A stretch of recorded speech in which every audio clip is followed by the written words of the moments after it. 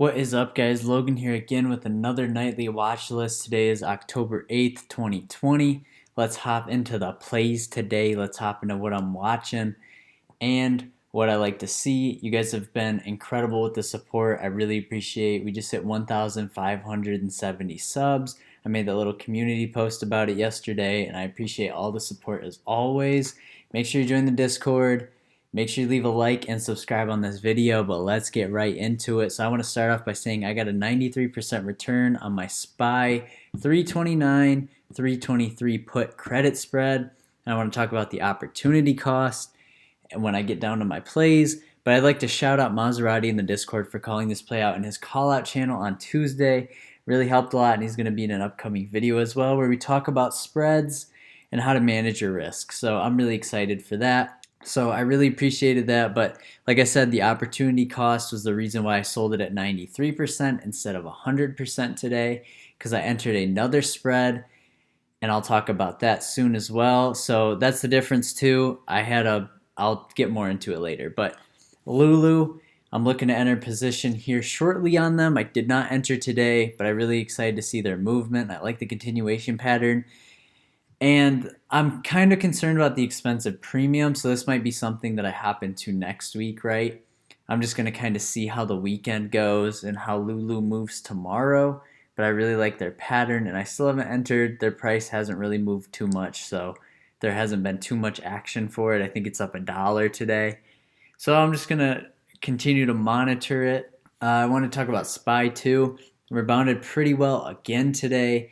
We were up big. I'm going to continue to monitor it as the beaten downs had another successful day. I know that DPST was up. The banks had a little bit green.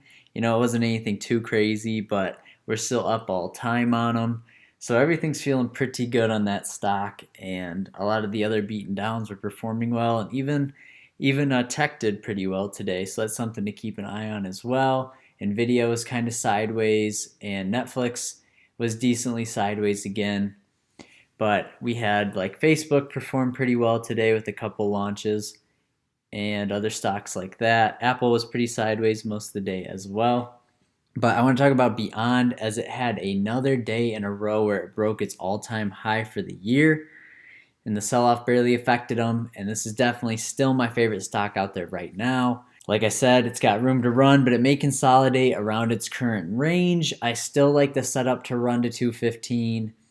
But we could see some consolidation here just because it's a little overextended in my opinion, but it has been running and we could see that, and we could even see it back up to 230. I really think BYND is the Tesla of the food industry, to where people aren't ready for it, and maybe because we've gotten so used to the diets that we eat every day and it's not that drastic, right? Eating BYND products isn't as flashy as driving the fancy electric car, right? I know that's one of the reasons why people love Tesla and they're like, oh, a gas killer, blah, blah, blah. But BYND could seriously become like the killer into the meat industry. And maybe it won't affect it as much as Tesla is as far as like people's daily lifestyles. But, that's something to keep into consideration. I think BYND's an undervalued stock. I know a lot of my friends were loading up at 120. A lot of people I know are just buying stocks recently, so I think it's paying off pretty well. So Walmart, we'll talk about Walmart, and I like the trend it's on. I tried it last week and got stopped out. I got stopped at 10% last week, but I like it here again. I like this trend. It's looking better than it was last week. Last week, it was a little overextended when I entered, but I thought we'd see more continuation. It's consolidated this week, and it's looking to leg up again. So my target price is about $142.50 on Walmart. If we could get 143 again, that would be awesome because we would retest that price range. So Walmart's really been moving, and I finally like it again. So the plays that I have going right now is a 352, 349 SPY call credit spread, and it's up 44% right now. This should expire at 100% gains unless SPY explodes over 2% tomorrow again. So I'm excited to play it, and that's the reason why, right? So I had about $2 left if I would have let this go until tomorrow to make, but with exiting that and entering here, even though this is only to make $11, it's still a $9 difference. So that's the opportunity cost. on a play with virtually the same risk management and risk to reward. So that's just literally a free $9 just from me selling a little bit earlier and buying this credit spread to play into tomorrow, right? If everything goes as planned, we're up 44%. And if this expires at 100% gains, then boom. So we made the bulk of our money in this put credit spread. And then this one was just because I saw it and I was like, the opportunity cost here, even though it's literally $9, it's still a cool play, and it's fun to set that up because it's an extra $9 that I wouldn't have that I can then either roll into a dividend stock. I could pick up another share of ABR or something like that, right? Or just to have $9 extra of buying power because I saw an opportunity cost placement and I was like, you know what? I want to hop onto it, swing it, and I'm just excited to see how this reacts. So we have that playing. So this is a fun little play. And then we have Walmart, which is our bigger play. It's the 142 call. It expires next Friday. The premium cost me $166 actually. And I'm looking for a $30 return on that play with a delta of 41 and a theta of 11.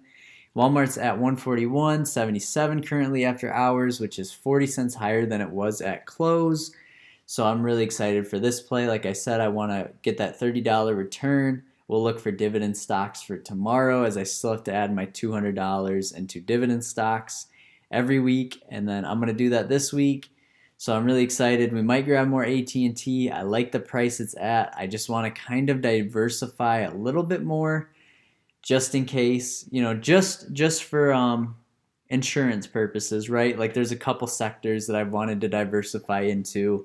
Maybe I pick up a Caterpillar share and something else, just to kind of diversify my portfolio and find more of those growth dividend stocks so that I can use this $200. And yeah, it's a little more risky to get into growth dividend versus just dividend stocks for the dividend rate, right? Because there's a lot of good companies that are 3 to 4%. AT&T is 7%, which is nice.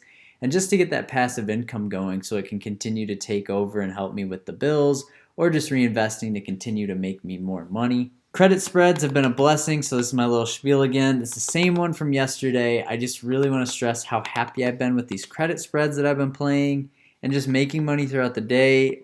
Higher possibility of gains with less risk than I anticipated. And yes, your gains will get capped at 100%, but it's so nice to go about your day, to be able to make a day trade or a swing trade and just have your spreads working for you in the background. And all you have to do is lock up some collateral on these credit spreads. So I'm really liking it.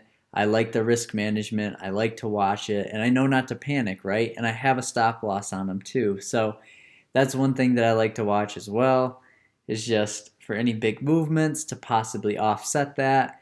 And just to know, hey, when it's time to get out, whether you're happy with 80% or 60 or even 40, like you could hop out with 44% return. And right, it is capped. It's a credit. Your account gets credited. But we'll get into more into this weekend. And I'm just really excited because I have a new video coming out this weekend that I think you guys are going to like. I'll be back in front of the camera again. I know you guys have been watching or liking the watch lists, but the videos perform better when I'm in front of the camera, and I like the engagement I get from those videos from you guys. So I just want to say that, but that's everything for me today.